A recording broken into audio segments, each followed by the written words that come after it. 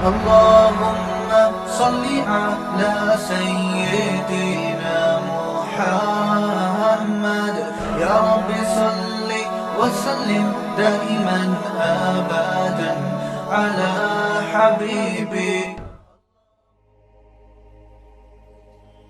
تو لا الہ الا اللہ میں ہم مانتے ہیں یہ خود بخود نہیں ہے, کوئی بنانے والا ہے. لوگ کہتے ہیں پھر بنانے والے کو کس نے بنایا؟ بھائی ہم اس مخلوق کے بارے میں جانتے ہیں کہ یہ خود نہیں بن سکتی, خالق ہماری عقل سے بالاتر ہے. ہم تو اس کے بارے میں کہتے ہیں, ایک تو ماننا پڑے گا نا, یا تو کائنات خود بنی ہے یا خالق خود سے ہے. کائنات خود سے نہیں ہو سکتی, یہ اس کے صفات ہم جانتے ہیں, یہ نہیں ہو سکتی. یہاں جب تک کسی چیز میں کی ایک کنڈیشن کو چینج کرنے والی کوئی چینجر نہ ہو تو کنڈیشن چینج نہیں ہوتی. تو کوئی چیز کریٹر کے بغیر وجود میں کیسے آ گئی؟ دیکھو ایک پنکھا رکا ہوا ہے, ایک صاحب نے مجھے کہا سائنس تو نہیں مانتی خدا ہے. میں نے کہا سائنس کے نظریات جو ہے نا, تھیوریز, ان سے خدا کا وجود ثابت ہوتا ہے. نیوٹن کہہ کے چلا گیا نا کہ جو چیز رکی ہوئی ہمیشہ کیا رہے گی, وہ تو بول لو بھائی کیا رہے گی وہ ہمیشہ, جب تک آپ بولو گے نہیں تو چپ ہی رہو گے آپ. یہ نیوٹن نے کہا ہے جو چیز رکی ہوئی ہے ہمیشہ رکی رہے گی, اس کی کنڈیشن چینج نہیں ہوگی چینجر کے بغیر. جو چل رہی ہے ہمیشہ کیا کرے گی, چلتی رہے گی. جب تک کوئی روکنے والا نہ ہو وہ رکے گی نہیں. تو اس کائنات کے بارے میں ہمیں پتہ چل گیا چینجر کے بغیر اس میں چینجنگ نہیں ہو سکتی. بتاؤ چینجنگ, ایک کنڈیشن سے دوسری کنڈیشن میں چینج ہونا یہ زیادہ عجیب ہے یا عدم سے وجود میں آ جانا زیادہ عجیب ہے؟ یعنی آپ غفار بھائی کوئی غفار بھائی بیٹھے ہوں تو یہ کردار ہے, یہاں والے غفار بھائی مراد نہیں. غفار بھائی بیٹھے ہوئے ہوں, آپ کہو کہ یہ ہلائے بغیر ہلتے نہیں ہیں لیکن پیدا خود سے ہو گئے, یہ کیسے ہو سکتا ہے یار؟ جو آدمی ایک جگہ سے دوسری جگہ ہل نہیں سکتا ہلائے بغیر, ایک کنڈیشن چینج نہیں ہو سکتی, تو خود سے پیدا کیسے ہو گیا وہ؟ تو پہلا کانسیپٹ ہمارا لا الہ الا اللہ میں یہ کلیئر ہوتا ہے کہ یہ کائنات خود بخود نہیں ہے, کوئی کریٹر ہے اس کا. تو دنیا میں بہت سارے لوگ ہیں جو کہتے ہیں کوئی ہے ہی نہیں نا, کوئی بھی نہیں ہے, جیسے ڈورمنٹ ٹائپ کے لوگ, کچھ بھی نہیں ہے. تو ہم اس نظریے, جب یہ نظریہ رکھتے ہیں کہ کسی نے ہمیں پیدا کیا, تو ہم اس کیٹیگری میں آ جاتے ہیں جو ایتھیس اور ایتھیزم سے ہم باہر نکل جاتے ہیں. لیکن ابھی مسئلہ حل نہیں ہوتا, اس سے مسئلہ حل یار بول لو نا یار, نہیں ہوتا اس سے مسئلہ. لوگ ہیں جو کہتے ہیں کسی نے پیدا کیا ہے, سائنسدان بھی بہت سارے ہیں کہہ رہے ہیں یار یہ خود بخود نہیں ہو سکتا بھائی, کسی نے کیا کیا ہے. حتیٰ کہ ڈارون بھی مانتا تھا خدا ہے, وہ نظریے دے کے چلا گیا, لیکن وہ اپنی نجی لائف میں مانتا تھا کہ کوئی کریٹر ہے. اس نے ٹرائی کر کے دیکھا تھا کہ نظریہ ٹرائی کر کے دیکھتا ہوں, چل گیا تو چلے گا, نہیں چلے تو ٹھیک ہے. تو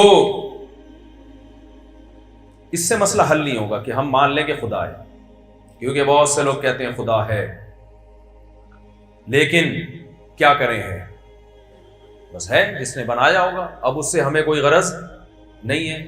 ہم کیوں مانیں کہ وہ اللہ ہے؟ دیکھو ہم اس کو اگر اللہ مان لیں تو پھر مطلب یہ ہے کہ پھر اللہ تو یہ کہہ رہا ہے نماز پڑھو, روزہ رکھو, زکوٰۃ دو, ماں باپ کو اولڈ ہاؤس میں جمع نہ کراؤ, زنا مت کرو, شراب مت پیو, یہ تو بڑے مسئلے کھڑے ہو جائیں گے نا.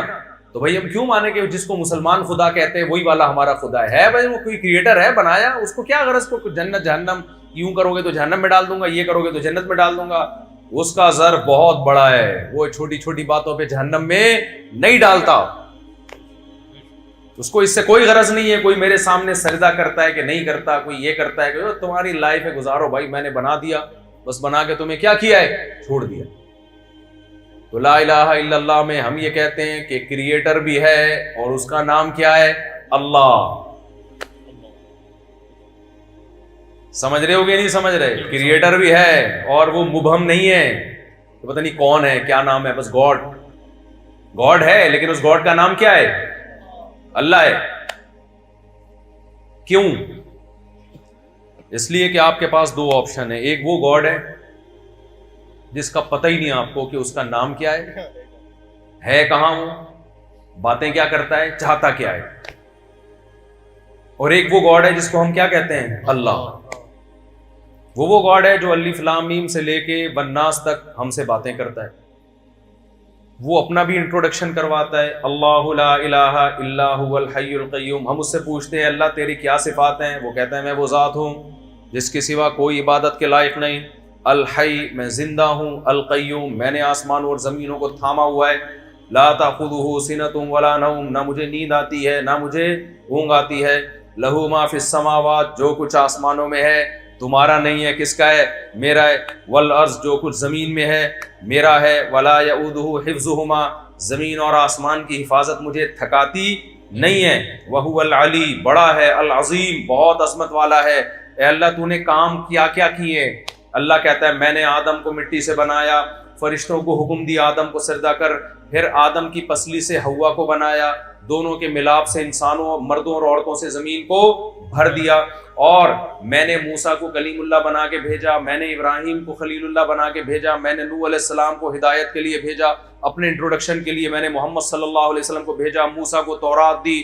جو یعنی یہ وہ خدا ہے جو سوسائٹی میں ان ہے, جو اپنا تعارف بھی کروا رہا ہے, باتیں بھی کر رہا ہے, پیغمبروں کو بھی بھیج رہا ہے, اور اپنی قدرت اور طاقت کے نمونے بھی دکھا رہا ہے. وہ کہہ رہا ہے کہ دیکھو یہ جو جانور کو تم سوکھا چارہ کھلاتے ہو, اس سے چکنا گاڑا دودھ کون نکالتا ہے؟ میں نکالتا ہوں. شہد کی مکھی کو شہد بنانے کا طریقہ میں نے سکھایا.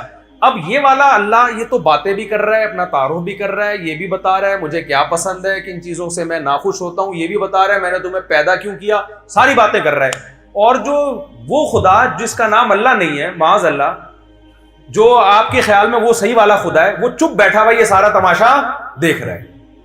تو ہم کہیں گے بھائی اگر تم جس کو خدا مانتے ہو وہ سچی مچی کا ہے تو منہ سے پھوٹتا کیوں نہیں ہے کہ یہ والا غلط ہے, یہ لوگوں اس کی باتوں میں مت آنا.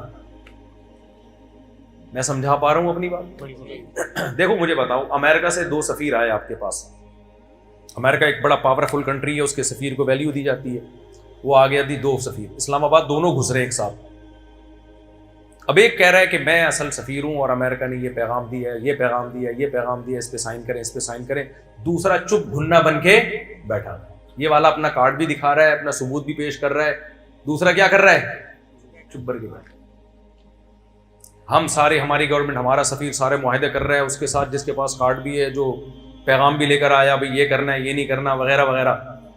اگلی دفعہ کس کو لان, استغفر اللہ, یعنی یہ ساری باتیں وہ کر رہے ہیں. میرے منہ سے نکل گیا تھا اگلی دفعہ کس کو لانا ہے, کس کو نہیں لانا. اچھا خیر, مجھے بتاؤ امریکہ کے 2 سفیر آئے, ایک چپ بیٹھا ہوا ہے گھنا بن کے. ہم سارے معاملات اس سے کر رہے ہیں. اور آسان مثال دیتے تو وہ زیادہ اچھی طرح سمجھ میں آئے گی. آپ کے گھر میں بچی کے رشتے کے لیے 2 بندے آئے. ایک کا بڑا اچھا گیٹ اپ, ویسٹ کوٹ پہنی ہوئی ہے اور بڑی خوشبو لگا کے آیا ہوا ہے سوٹ میں, بڑا مزیدار, یعنی ڈریسنگ سے بھی لگ رہا ہے کوئی رشتے ہی کے لیے آیا ہوگا. آپ اس سے انٹرویو لے رہے ہیں, بیٹا کیا کرتے ہو؟ جی انکل میری یہ جاب ہے, میں یہ کرتا ہوں. اچھا بیٹا اگر جب شادی ہو جائے گی اپنی وائف کو رکھو گے کہاں؟ جی میں نے ڈیفینس میں 1000 گز کا بنگلہ لیا ہے, وہاں رکھوں گا. اور کیا کرو گے؟ پوری باتیں کر رہے ہیں. جب جانے لگا نا تو کہہ رہا ہے اصل میں سفیر یہ ہے, میں نہیں ہوں, سوری رشتہ لینے یہ آیا تھا, میں نہیں آیا. تو غصہ آئے گا تو کم بخت, جب 1 گھنٹے سے میں اس سے انٹرویو لے رہا ہوں اور وہ اپنا انٹروڈکشن کرا ہے تو منہ سے پھوٹا کیوں نہیں اتنی دیر سے؟ اب غصہ آئے گا کہ نہیں آئے گا؟ تو پھوٹتا نا, بولتا ہے کہ وہ نہیں ہے میں ہوں, وہ جھوٹا ہے میں ہوں. اتنی سینس اس آدمی میں بھی ہوتی ہے جو کہیں رشتہ لینے کے لیے جاتا ہے کہ اگر کوئی دوسرا بیچ میں گھسا ہوا ہے تو آپ اس کو سائڈ پہ لگاؤ کہ انکل یہ نہیں ہے, اصل کون ہے؟ میں ہوں.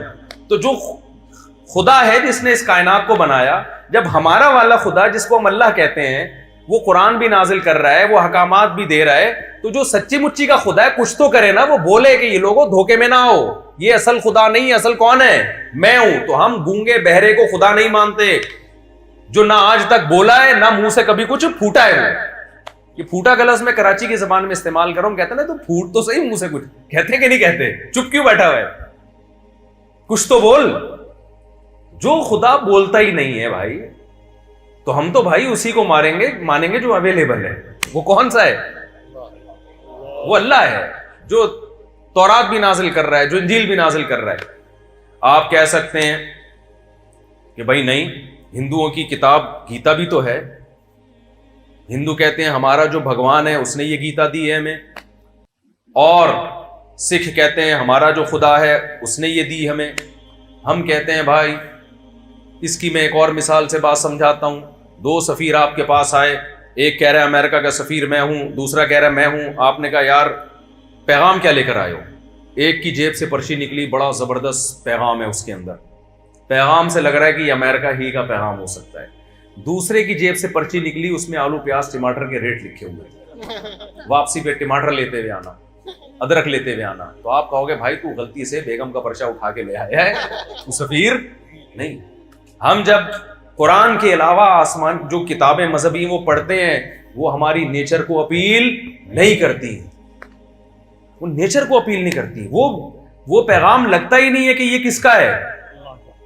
وہ کتاب بتا رہی ہے کہ یہ گھٹیا قوم ہے, یہ اونچی قوم ہے. یعنی خدا خود انسانوں کو مختلف قوموں میں بانٹ کے لڑوا رہا ہے. خدا کیوں ایسا کرے گا بھائی؟ وہ کہہ رہی ہے چھوت قوم ہے, وہ کہہ رہی ہے اچھی قوم ہے, وہ کہہ رہی ہے یہ. قرآن کیا کہہ رہا ہے؟ یا ایھا الناس انا خلقناکم من ذکر و انثی. قرآن عربوں کو کہہ رہا ہے, جو اپنے آپ کو دنیا کی سب سے سپیریئر قوم سمجھتی تھی, ان کو کہہ رہا ہے اے لوگو ہم نے تمہیں ایک آدم حوا سے پیدا کیا, اس وقت نہ عربی تھے نہ اجمی, اور ہم نے تمہیں قبیلوں میں بانٹ دیا. اس قبیلے صرف تمہارا ایک تعارف ہے. ان اکرمکم عند اللہ اتقاکم. افضلیت کی بیس یہ قبیلے اور قوم نہیں ہے, افضلیت کی بیس یہ کہ کون خدا سے زیادہ ڈرتا ہے اور کون برائیوں سے بچتا ہے. ایک ایک لفظ قرآن کا اٹھا کے دیکھو, اس کی تعلیمات دیکھو. حرمت علیکم امہاتکم وبناتکم وعماتکم وخالاتکم وبنات الاخ وبنات الاخ وامہاتکم اللاتی ارضعنکم واخواتکم من الرضاعہ. ایک ایک لا ایسا بیان کیا قرآن نے. یوصیکم اللہ فی اولادکم. وراثت کے جب احکام قرآن بیان کرتا ہے ایسا کلیئر کرتا ہے. خدا تمہیں وصیت کر رہا ہے اولاد کے بارے میں. للذکر مثل حظ الانثیین. جب مرو گے تو وراثت کس کو ملے گی؟ کتوں کو نہیں ملے گی, گورنمنٹ کے پاس نہیں جائے گی. یہ وراثت کس کو ملے گی؟ اولاد کو ملے گی. بیٹے کو دگنا, بیٹی کو آدھا. وَلَكُمْ نِصْفُ مَا تَرَكَ أَزْوَاجُكُمْ إِن لَّمْ يَكُن لَّهُنَّ وَلَدٌ. اتفاق سے تمہاری زوجہ کا انتقال ہو گیا, جو کہ ہوتا نہیں ہے, مرد پہلے جاتا ہے عام طور پہ, لیکن اگر بیوی اتفاق سے پہلے مر گئی تو پھر کیا ہوگا؟ اس کی اولاد ہے یا نہیں ہے؟ قرآن کہہ رہے اولاد نہیں ہے تو تمہیں 50% ملے گا, اولاد ہے تو 25% ملے گا. اور وَلَهُنَّ الرُّبُعُ مِمَّا تَرَكْتُمْ. تم پہلے مر گئے, وَلَهُنَّ الرُّبُعُ تو ان کو 25% ملے گا. إِن لَّمْ يَكُن لَّكُمْ وَلَدٌ اگر تمہارے اولاد نہیں ہے. فَإِن كَانَ لَكُمْ وَلَدٌ اگر تمہارے اولاد ہے. فَلَهُنَّ الثُّمُنُ تو پھر 12.5% ملے گا ان کو. جہاں سے قرآن کے حکام اٹھا کے دیکھو, نیچر کو بھی اپیل کر رہے ہیں, کھوپڑی میں بھی آ رہے ہیں وہ حکام. ایک پیغام ہے بھائی, اس کے علاوہ کسی کے پاس کوئی پیغام نہیں ہے. تو لا الہ الا اللہ میں ہم نے یہ بھی مانا کوئی کریٹر ہے, اور کریٹر کے بارے میں بھی ہم کنفیوز نہیں ہیں. وہ کون ہے جو اپنا انٹروڈکشن کروا کے کہتے ہیں میرا نام کیا ہے؟ اللہ ہے. مسئلہ بھی حل نہیں, ابھی مسئلہ حل نہیں. تیسرا مسئلہ کیا ہے؟ تیسرا مسئلہ یہ ہے کہ چلو ہے اللہ تو کیا کریں بھائی اللہ ہے نا تو ٹھیک ہے بھائی, بہت خوشی ہوئی ہمیں یہ سن کے کہ ہم کسی کو مانتے ہیں, اس کا نام کیا ہے؟ اللہ ہے. نہیں بھائی مسئلہ بھی حل نہیں. یہ اس کی مثال سے بات سمجھاتا ہوں پھر سمجھ میں. مثال میں گھریلو مثالیں دوں نا جو جس میں ہم سب بھگت رہے ہوتے ہیں, وہ والی مثال زیادہ سمجھ میں آتی ہے.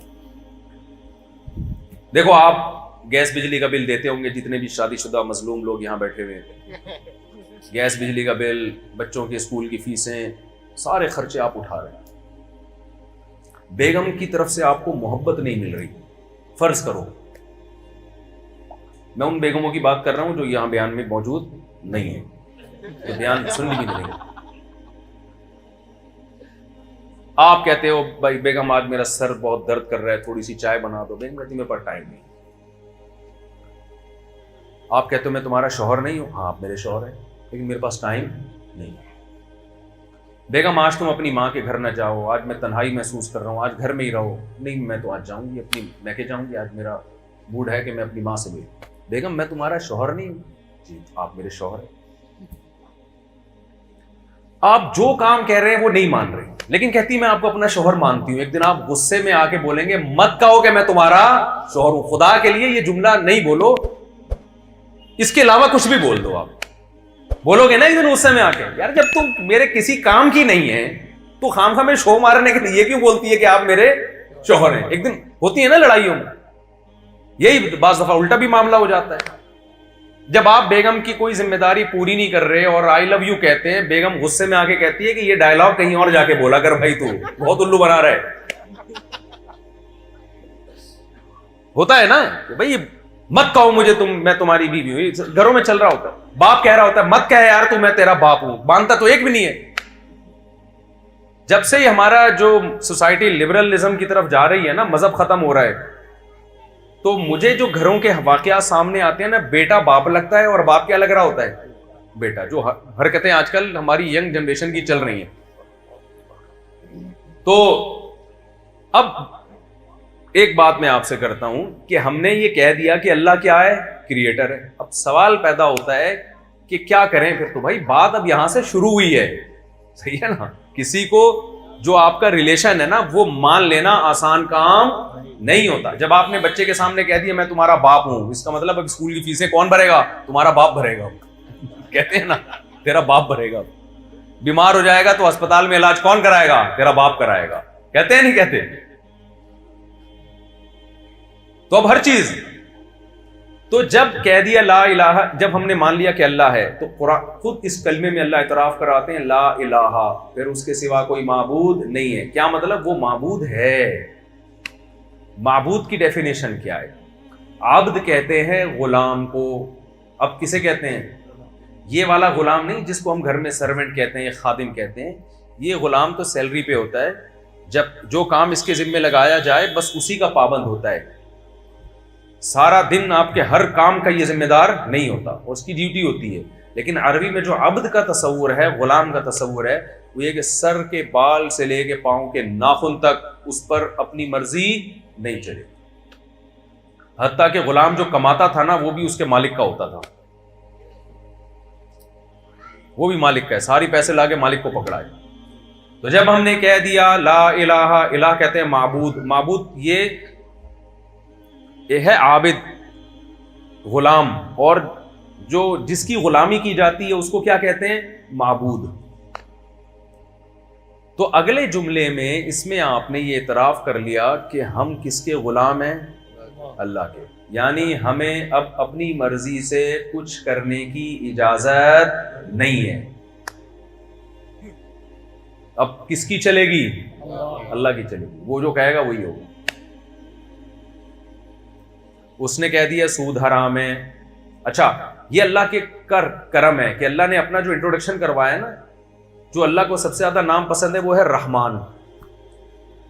آقا بہت سارے قسم کے ہوتے ہیں، ظالم بھی ہوتے ہیں، بالکل ہی نچوڑ کے رکھ دیتے ہیں غلاموں کو.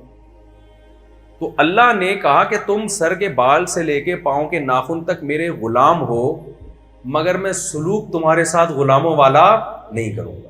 سلوک ایسا کروں گا جیسے ایک ریاست ہوتی ہے، کچھ مینجمنٹ کے لیے کچھ قوانین وہ دے دیتی ہے، لیکن اس میں تمہارا خیال زیادہ رکھتی ہے. تو میرے حکام ایسے ہوں گے جس میں تمہارا فائدہ ہے. ایسا نہیں کرنا کہ صبح سے لے کے رات تک تمہاری کوئی خواہش ہی پوری نہ ہو. نہ نہ نہ، تم کھا بھی سکتے ہو، پی بھی سکتے ہو، شادی بیاہ بھی کر سکتے ہو، اولاد بھی پیدا کر سکتے ہو، جاب بھی کر سکتے ہو، ٹریولنگ بھی کر سکتے ہو. کلوا من الطیبات، کھانے میں ایک شرط ہے، گند نہ کھانا. کیا کھانا؟ پاکیزہ چیزیں. چائنا والوں کے سامنے کتا آ جائے، پیل دیں گے کتے کو. حقیقت ہے پتہ ہی نہیں چل رہا ہوتا ان میں کتا ہے کون. کیا خیال ہے؟ کتا بھی تھوڑا تہذیب سے کھاتا ہے. وہ کیا کرتے ہیں؟ کتے کو، زندہ کتے کو جلتی بھی کڑھائی میں ڈال کے پکاتے ہیں. تو کتا پن ہو گیا کہ نہیں ہو گیا؟ ایسے حرکتیں تو کتا بھی نہیں کرتا. انسان کی رحم کرو یار جانور کے اوپر. اب زندہ کتا ڈال رہے ہو یار اس کے اندر پکانے کے لیے. سور کھایا جا رہا ہے اور شرابیں پی جا رہی ہیں. تو اللہ میاں نے کہا میں نے انسان کو اشرف المخلوقات بنایا، یہ میرا غلام ہے، اس کو مجھ سے پوچھ کے کھانا ہے کہ کیا حلال ہے اور کیا حرام. دیکھو غیر مسلم کے ہاں حلال حرام کا کانسیپٹ نہیں ہے، ان کے ہاں لیگل ہے یا انلیگل ہے، بس اس سے زیادہ نہیں. وہ کہتے ہیں ریاست میں وہ کتا بھی کھا لو تو کوئی کیس تھوڑی بنتا ہے، ان کے یہاں کوئی کیس نہیں ہے. وہ کھاتے نہیں ہیں. کلچر کھانے کا نہیں ہے, کتے کھانے کا. جہاں کلچر ہے وہاں کھاتے ہیں, جہاں نہیں ہے وہاں نہیں کھاتے. لیکن اسلام کیا کہتا ہے بھائی؟ پہلے پرمیشن کس سے لینی ہے؟ بولو, اللہ سے. 2 طرح کی چیزیں حرام ہیں. کچھ چیزیں تو ایسی ہیں جو کبھی حلال ہو ہی نہیں سکتی. کچھ چیزیں تو ایسی ہیں جو کبھی حلال پیسوں سے بھی خریدو تو حلال نہیں ہوں گی. کتا آپ خون پسینے کی کمائی سے بھی خرید کے کھائیں تو حلال نہیں ہوتا. اکثر میں چٹکلا سناتا ہوں, ایک آدمی نے مرغی چوری کی, ادھر سے ذبح کر دی الٹی طرف سے. کسی نے کہا بھائی ادھر سے تو حرام ہو جاتی ہے. اس نے کہا ویسے کون سا حلال تھی بھائی, ہے چوری کی مرغی ہے نا, سمجھ رہے ہو, چوری کی مرغی ہے. تو ایک تو کچھ چیزیں ایسی ہیں جو ہیں ہی کیا حرام, کچھ چیزیں اختلافی ہیں, حدیث میں واضح نہیں ہے. بھی کیکڑا ہے, جھینگا ہے, یا اس طرح کے سمندر کی مخلوق. ابو حنیفہ رحمہ اللہ کہتے ہیں نہیں کھاؤ, ناجائز ہے. امام شافعی کہتے ہیں کھا لو. اس میں پھر فقہا کا اختلاف آ جاتا ہے. اس میں پھر ہم یہ کہتے ہیں بھائی ایک فقہ کو فالو کرو, دوسرے پہ طنز نہ کرو, یا احتیاط کے پہلو کو اختیار کر لو. اور کچھ چیزیں ایسی ہیں جو بالاتفاق قرآن نے ان کو واضح کر دیا, حدیث نے بتا دیا کہ یہ حلال نہیں ہے. کتا, بلی, سور اور یہ جو پوٹ پٹانگ چیزیں آج غیر مسلم کھا رہے ہیں, ذبح کیے بغیر کھانا جائز نہیں ہے. یہ پابندیاں جو خدا کو غلام سمجھے گا وہ ان پابندیوں کو مانے گا. آزاد نہیں ہم. انہی حلال میں یہ بھی ہے کہ بعض دفعہ چیز حلال ہوتی ہے, جس طریقے سے حاصل کیا ہے وہ طریقہ حلال نہیں ہے, یہ اس میں بھی پابندیاں لگا دی.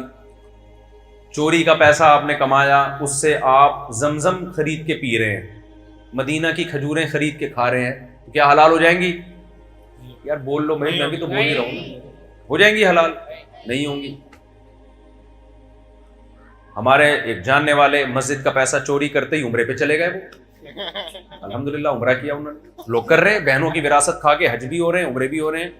تو یہ حج بھی مقبول نہیں ہے, عمرے بھی مقبول, اس لیے کہ آپ نے جو سورس آف انکم تھی وہ کیا تھی, وہ غلط تھی. مشرکین مکہ بیت اللہ کی پوری تعمیر اس لیے نہیں کی کہ حلال پیسہ ختم ہو گیا تھا ان کے پاس, اتنی عقل ان میں بھی تھی. تو اب کیا مسئلہ ہے, یہ کچھ چیزیں حلال ہو ہی نہیں سکتی. کچھ ہے کہ طریقہ, سود بھی حرام ہے اسلام میں. اللہ میاں نے کہا احل اللہ البیع, بزنس کرو حلال ہے, لیکن بزنس میں سود والا طریقہ اگر ہوگا, غیر مسلم کہتا ہے کوئی اس میں مسئلہ نہیں ہے. مشرکین مکہ نے اعتراض یہ کیا تھا کہ بھائی آپ کسی کو 1 کروڑ روپے دے کے 10 لاکھ اس پہ فار ایگزامپل پروفٹ لیتے ہیں, تو ہم جب ادھار پہ چیزوں کو خریدتے بیچتے ہیں تو بھی تو اسی طرح ہی پروفٹ ہوتا ہے. سمجھ رہے ہیں بات کو؟ مثال کے طور پر یہ بوتل ذرا دکھائیں. یہ بوتل فار ایگزامپل کتنے کی چل رہی ہے آج کل؟ 50 روپے کی بوتل ہے. اب یہ 50 روپے کی بوتل میں کہتا ہوں کیش پہ 50 کی ہے, ادھار پہ یہ 60 کی ہے. ادھار پہ کتنے کی ہے؟ 60. آپ نے اسی وقت طے کر لیا بھائی میں ادھار والی پیمنٹ پہ لوں گا, پیسے کل دوں گا, 60 روپے دوں گا, اسی وقت طے ہو گیا, کنفیوژن نہیں ہے, طے ہو گیا, یہ جائز ہے بالکل. مشرکین نے کہا یہی 50 روپے پہ ہم 10 روپے جب سود پہ لیتے ہیں تو یہ حرام کر دیا تمہارے خدا نے, اور وہی قسطوں کا جب ہم کرتے ہیں تو وہ کیا ہے؟ حلال ہے. تو یہ کھوپڑی میں آنے والی بات نہیں ہے. تو قرآن نے, یعنی ان میں فرق کیا ہے؟ تو قرآن نے کوئی لمبی چوڑی حکمتیں نہیں بیان کی. قرآن نے کا فرق یہ ہے کہ ایک کو اللہ نے حلال کیا ہے اور ایک کو کیا کیا ہے؟ حرام. یہ فرق ہے, بہت بڑا فرق ہے. جو خدا کو مانے گا وہ اس بحث میں نہیں پڑے گا کہ اس کا نتیجہ کیا ہے. وہ کہے گا بھائی جس خدا نے قسطوں پہ بزنس کو حلال کر دیا, اس نے سود پہ بزنس کو کیا کر دیا ہے؟ حرام کر دیا. تو بس ہمارے لیے کافی ہے. جو غلام ہوتا ہے وہ نہیں اس سے آگے پوچھتا. آج ہماری لبرل خواتین سے جب بات کی جائے پردہ فرض ہے تو کتنی لمبی چوڑی تقریریں, بھائی اصل تو نگاہوں کا پردہ ہوتا ہے. ارے ہم نے بھی بڑی پردے والیاں دیکھی ہیں, اوپر سے برقعے ہوتے ہیں, اندر سے ان کی حرکتیں ہمیں پتہ ہے. ارے بھائی اصل تو دل ہے. بھائی جو غلام ہوگا نا, جب اللہ نے عورت کو کہہ دیا کہ جب گھر سے باہر نکلیں تو جسم پہ پردہ ہونا چاہیے, اور نامحرم اور محرم کی اللہ نے قرآن میں فہرست بیان کی ہے. جس سے نکاح ہو سکتا ہے وہ نامحرم ہے, جس سے زندگی میں کبھی نکاح نہیں ہو سکتا وہ محرم ہے, اس سے پردہ نہیں ہے. جس سے زندگی میں کبھی بھی نکاح ہو سکتا ہے اس سے پردہ ہے. تو غلام کا کام آگے بحث میں پڑھنا نہیں ہے. سمجھتے ہو کہ نہیں سمجھتے؟ آج کل ایک نیا قانون آیا ہے, اب زیادہ میں گہرائی میں نہیں جاتا, وہ جو LGBT ٹائپ کی بیہودہ چیزیں ہماری سوسائٹی میں لائے جا رہے ہیں. اسلام نے الاؤ کیا, خدا نے اجازت دی اس کو. بھائی فیلنگ, مجھے یہ والی فیلنگ ہے تو وہ والی فیلنگ ہے. اللہ میاں نے آپ کو اگر غفار پیدا کیا ہے تو آپ ساری زندگی غفاری رہیں گے. جمیلہ بننے کی کوشش نہ کریں آپ. آج آ رہے ہیں فیس بک پہ, پہلے ان کا نام وسیم تھا, آج کل پہلے محمود نام تھا, محمودہ رکھ لیا انہوں نے نام. بھائی یہ نہیں ہے, یہ نیچر چینج نہیں کر سکتے آپ. گورا تو کنفیوز ہے نا, وہ تو ٹینشن میں کہ یار میں کروں کیا, وہ قانون بنا رہے ہیں, ہمیں وہی ٹینشن ہے.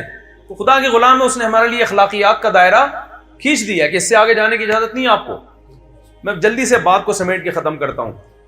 تو ہم نے جب مان لیا نا کہ معبود ہے, تو اس کا مطلب ہمارا خدا سے رشتہ ہے. اب ہمیں اس سے پوچھنا پڑے گا. تو الف لام میم میں اللہ نے کلمے کو ثابت کر کے نا پھر پورے حکام دیے ہیں کہ یہ بھی کرنا ہے, یہ نہیں کرنا, یہ کرنا ہے, یہ نہیں کرنا, یہ کرنا ہے, یہ نہیں کرنا. پوری تفصیل ہے جو آپ علماء سے سنتے رہتے ہیں. اللہ تشرکوا باللہ شیئا, اللہ کے ساتھ شریک نہ کرو. وبالوالدین احسانا, ماں باپ کو اولڈ ہاؤس میں جمع نہ کراؤ. گورے کے پاس قرآن نہیں ہے, اس نے ماں باپ کا حل کیا رکھا ہے یار, بوڑھے ہو گئے, ٹینشن ہے, گورنمنٹ نے ادارے بنائے ہوئے, وہاں رکھو, اچھا لائف کو ان کو انجوائے کرنے دو, اور یہ ہمیں بھی لائف کو انجوائے کرنے دیں. قرآن نے کیا کہا, جس کو بوڑھے والدین ملے, حدیث میں آتا ہے, حدیث بھی قرآن ہی کی تشریح ہے, جس کو بوڑھے والدین ملے اس نے ان کی خدمت کر کے اپنے اوپر جنت کو واجب نہ کر لیا, اس پر اللہ کی لعنت, کہ اتنا بہترین جنت کا آپشن اس نے ضائع کر دیا. یہاں ڈیفنس ہے, یہاں کتے پالنے کا بڑا رواج آ رہا ہے. ڈیفنس میں جو ہے نا شو کے لیے کتے بہت پالے جا رہے ہیں. معذرت کے ساتھ, اسلام میں کتا پالنا جائز بولو نہیں ہے. گورے پالتے ہیں, ان کو پالنے دیں یار. صرف حفاظت کے لیے رکھ سکتے ہو آپ اگر ضرورت ہے حفاظت کی, یا شکار کے لیے رکھ سکتے ہیں آپ, شو کے لیے, دل بہلانے کے لیے نہیں لگ سکتے. انگریزوں میں جو کتے پالنے کا رواج آیا نا, جب ان کے فیملی سسٹم تباہ ہوا ہے, بچے مارکیٹ سے کیا ہو گئے, شارٹ, تو دل بہلانے کے لیے جانور رکھنے پڑے ان کو. تو یہ ڈیفنس والوں سے میری ایک گزارش ہے کہ کتے دیکھو, جب اللہ نے ایک حکم دے دیا تو چھوڑ دو یار. لوگ کہتے ہیں وفادار ہے, تو وفاداری سے فائدہ اٹھانے کی اجازت دی ہے, شکار کرو نا اس سے, حفاظت کے لیے ضرورت ہے تو رکھو. وفاداری ہے تو جانور نا. دیکھو جانور میں اچھی کوالٹی اس کی اپنی سوچ سے نہیں ہوتی, اسی وجہ سے اس کو ثواب نہیں ملتا. اس میں وفاداری کے سافٹ ویئر انسٹال ہوئے ہوئے ہیں, وہ بے وفا بن ہی نہیں سکتا. یہ خوبی نہیں ہے کتے کی کہ آپ اس سے محبت کرنا شروع کر دو. انسان وفادار بنے پھر محبت کرو, کیونکہ وہ بے وفا بھی بن سکتا ہے اور وفادار بھی, اپنے اختیار سے وفا کر رہا ہے, اس سے محبت ہوگی اولاد میں جو آپ کی اولاد وفا کرتی ہے. کتا تو اس میں تو سافٹ ویئر ایسے انسٹال ہو گئے ہیں, وہ بے وفائی کر ہی نہیں سکتا, تبھی اس کو نہ ثواب ملتا ہے. اور کچھ جانوروں میں بے وفائی کے سافٹ ویئر انسٹال ہو گئے ہیں, وہ بے وفائی رہیں گے تو ان کو بے وفائی پہ ہم برا نہیں کہہ سکتے, وہ ہے ہی ایسے, بھائی اللہ نے ان کو ایسا بنا دیا. تو جانور ہے, فیملی ممبر بنانے کی اجازت نہیں ہے. جانور ہے, آپ حفاظت کے لیے رکھیں, کام لیں اس سے. نبی نے فرمایا جس نے کتا پالا روزانہ اس کی نیکیوں میں سے ایک قرات کم ہوتا رہے گا, نیکیاں ضائع ہوتی رہیں گی. شکار کے لیے جیسے پیرٹس پالے ہوئے ہیں, پرندے پالے ہوئے ہیں, ان کی حفاظت کے لیے رکھنا ہے, یا کوئی سیکیورٹی کا مسئلہ ہے, پھر کتے سونگ کے بتا دیتے ہیں کہ سسرال والے آ رہے ہیں کہ یا دوسرے لوگ آ رہے ہیں, پہلے سے کتوں کو پتا ہوتا ہے, ٹھیک ہے نا. تو سالے والوں کو ڈرانے کے لیے رکھے ہوئے ہیں, وہ ایک الگ بات. تو جلدی جلدی میں اپنی بات کو سمیٹ کے ختم کرتا ہوں. تو ہم مانتے ہیں کہ وہ ہمارا معبود ہے, یعنی ہم نے اس کی غلامی کرنی ہے, لیکن اس نے بتا دیا کہ میں تم پر اتنے مشکل احکام نہیں ڈالوں گا کہ تم اس کو برداشت نہ کر سکو. میں یہ کروں گا کہ بری چیزوں کو ناجائز کر دوں گا, اچھی چیزوں کو لیگل کر دوں گا, جائز کر دوں گا. زنا حرام کر دیا, نکاح کو اس نے کیا کر دیا, صرف حلال نہیں کیا, پیغمبروں کی سنت بنا دیا اس نے.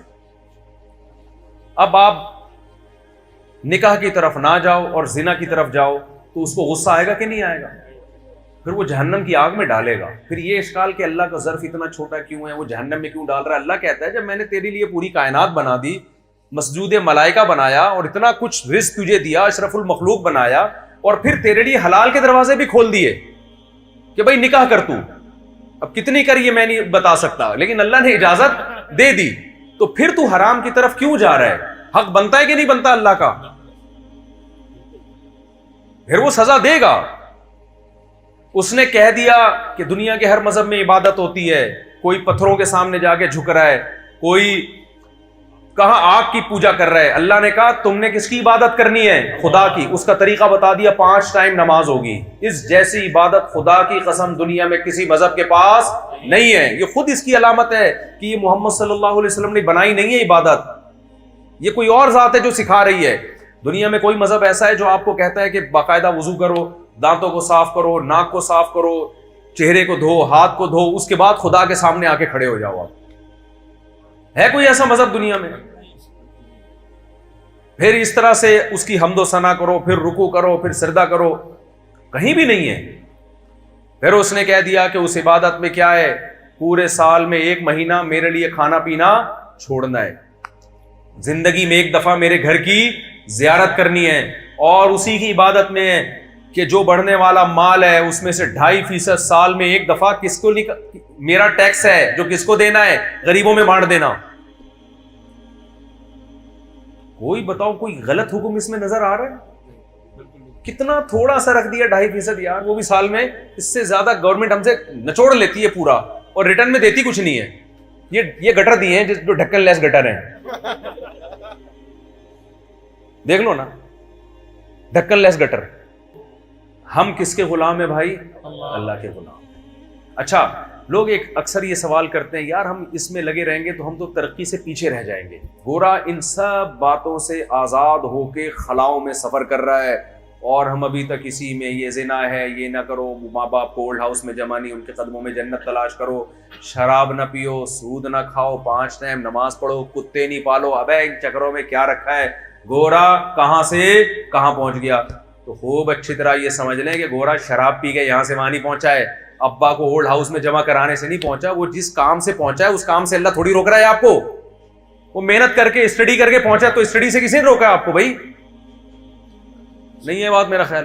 بلکہ حدیث میں تو ترغیب ہے, المؤمن القوی احب الی اللہ من المؤمن الضعیف. طاقتور مومن اللہ کو کمزور سے زیادہ محبوب ہے. طاقت صرف جسمانی تھوڑی ہوتی ہے, سائنس ٹیکنالوجی کی طاقت بھی ہوتی ہے, اور معاشی طاقت بھی ہوتی ہے.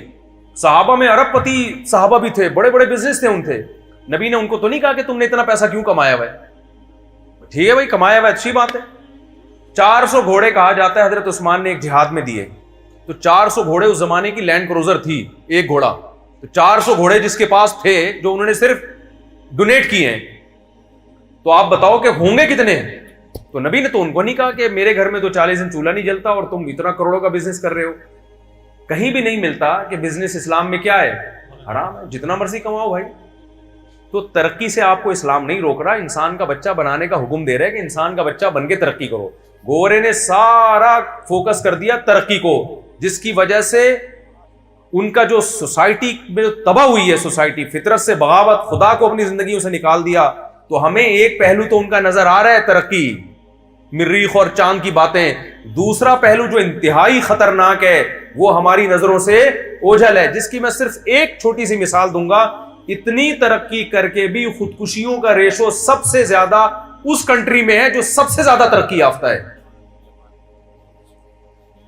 اس کا مطلب کوئی بہت بڑا ٹیکنیکل فالٹ ہے, کوئی بہت بڑا فالٹ ہے کہ جو سب کچھ ہو کے بھی کیا ہو رہا ہے, جو انسان کا ایک مقصد ہے خوشیاں ملے اس کو, وہ پھر بھی نہیں مل رہی.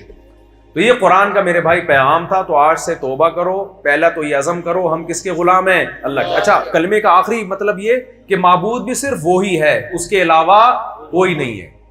وہی ہے, معبود تو ہے لیکن ہے بھی صرف وہی, اس کے علاوہ ہم کسی کو نہیں مانتے معبود ہونے میں. تو یہ 4 پیغام اس کلمے میں اللہ نے ہمیں دیے ہیں. تو اپنی زندگیاں اس پیغام کے مطابق لانے کی کوشش کریں. اللہ مجھے بھی عمل کی توفیق عطا فرمائے اور آپ حضرات کو بھی عمل کی توفیق عطا فرمائے. مفتی طارق مسعود صاحب کے بیانات سننے کے لیے youtube.com/مفتی طارق مسعود کو سبسکرائب کریں, اور اگر آپ لائیو ویڈیو کو کبھی بھی مس نہیں کرنا چاہتے ہیں تو سبسکرائب کرنے کے بعد بیل آئیکن پہ کلک کرنا مت بھولیں. جزاک اللہ.